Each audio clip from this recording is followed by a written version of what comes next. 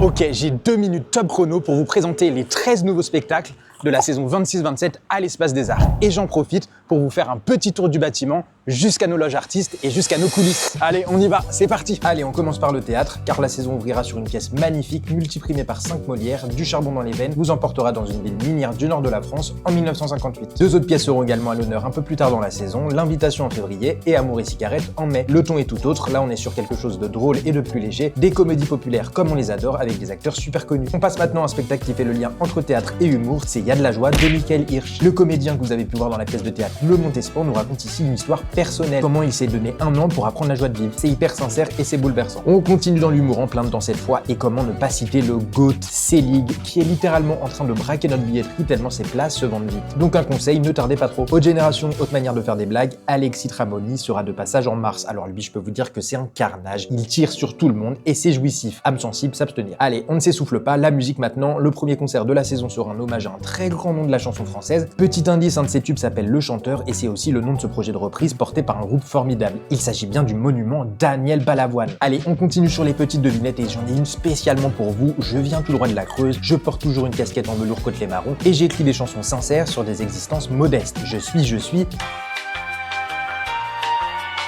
Bon, je suis désolé, on n'a pas le temps, je vous le donne en mille, c'est Gauvin Serre.